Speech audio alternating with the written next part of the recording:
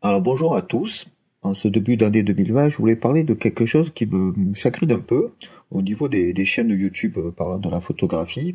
Alors c'est pas un coup de gueule, loin s'en faut, mais quelque chose qui me paraît un petit peu dangereux pour les débutants et qui peut les mettre en défaut. On voit souvent les youtubeurs les plus connus, ceux qui ont des formations photographie à vendre, nous indiquer que on peut faire des miracles en prenant les photos en format RAW et par rapport au format JPEG et obtenir un résultat très différent et même sauver une photographie qui peut paraître un peu particulièrement ratée au début parce que sous-exposé, parce que avec quelques défauts classiques qu'on peut trouver sur les photos, et nous montre en quelque sorte cela grâce à deux visions, celle avant la retouche du fichier RAW et puis le résultat final tel que eux ils l'ont fait dans les logiciels. Donc là je vais vous faire la démonstration avec Lightroom, mais bon on peut faire ça avec n'importe quel logiciel de retouche, hein. J'aurais pu très bien le faire avec Darktable, parce que la version 3.0 vient de sortir. Mais oui, on va voir ça rapidement et pour moi, pourquoi ça peut être dangereux pour les débutants qui se laissent un petit peu avoir par le chant des sirènes. Je vais vous montrer ça tout de suite avec cette photo. Donc je vais mettre en plein écran, comme ça on verra mieux. Donc là c'est la photo donc avant la retouche, photo format RAW, donc on va dire en sortie de boîtier, brut de boîtier. Et donc, ils vont nous faire la démonstration qu'on peut passer, par exemple, de cette photo-là à celle-ci. Donc, effectivement, oui, entre les deux, il n'y a pas photo, comme on dirait. Je répète, je reviens sur la première photo. Donc, ça, c'est la photo pas encore traitée, pas encore développée, telle qu'on peut la voir dès qu'on l'ouvre, dès qu'on l'importe sous Lightroom. Et ça, c'est la version donc légèrement éditée rapidement, hein, c'est une édition assez, il m'a pris peut-être 5 minutes à faire. Et donc il y a un léger recadrage, on peut le voir, hein, quand, sur le format d'origine de la photo. Et donc elle est passée en 16 neuvième et puis j'ai coupé les parties qui me semblent le moins intéressantes pour garder les parties les plus intéressantes. Donc là on voit bien que au niveau de tout ce qui était les ombres bouchées, c'est beaucoup mieux, on voit beaucoup plus les détails ressortir, on voit bien la cascade, on voit bien les pierres blanches, les terres un peu plus ocre, la végétation assez fournie pour cette vue d'un landscape. Et les différentes strates, les différents niveaux, avec le premier plan, le deuxième plan, le troisième plan, et notamment les sommets enneigés au fond, et les différentes profondeurs que peut avoir la photo par rapport ici, où quand on prend la photo d'origine, ça paraît assez plat. Donc, effectivement, si on vous vend ça comme ça, en vous disant, vous pouvez passer grâce à notre formation de ça à ça, effectivement, oui, c'est assez frappant, c'est assez parlant et la personne va être convaincue. Sauf que ce qui vous oublie de vous dire, c'est qu'en fait, cette version-là, la version d'origine, c'est celle qui va apparaître quand on l'ouvre, quand on l'importe au niveau du logiciel. Et encore de nos jours, les logiciels savent de plus en plus importer la prévisualisation, l'aperçu JPEG tel que vous le voyez sur votre boîtier au moment où vous prenez la photo. Et ils ne vous disent pas que, effectivement, ce que vous voyez là, c'est pas du tout ce que va vous donner l'aperçu sur votre appareil photo. Car l'appareil photo, en fait, le JPEG qu'il va obtenir, si jamais on prend au format JPEG plus RAW, donc à la fois on va conserver les données brutes, mais on va obtenir quand même un fichier JPEG éventuellement qui va nous donner un premier aperçu.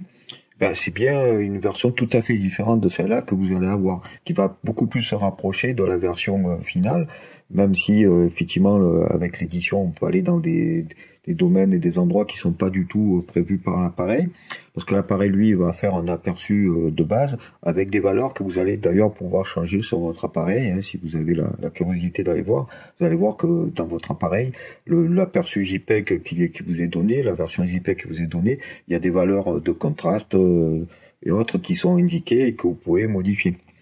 Donc, effectivement, quand vous prenez la photo, elle ne ressemble pas du tout à ça. Elle ressemblera déjà à quelque chose de beaucoup plus proche que ça.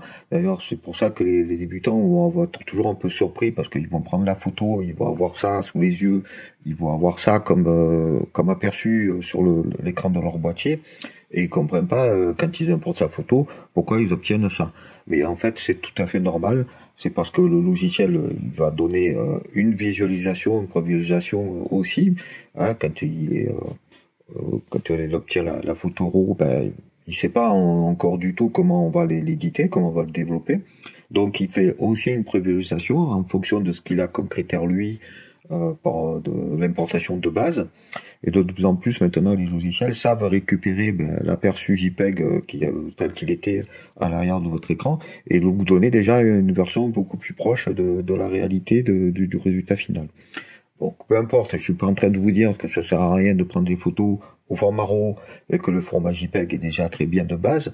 Oui, il l'est pour la majorité des photos, mais pas forcément pour toutes. Ici, par exemple, dans ce cas-là, même si le JPEG ne ressemble pas du tout à ça, même s'il est déjà plus proche de ce que vous allez obtenir, rien ne vaut quand même un format RAW pour pouvoir se permettre d'avoir une plus forte plage dynamique et justement ici compenser un petit peu ces ombres bouchées et pouvoir retenir un résultat qui est quand même beaucoup plus agréable à l'œil sans avoir trop de pertes, sans avoir trop de bruit dégagé si on débouche les ombres ou si on va attaquer au niveau des valeurs trop très claires.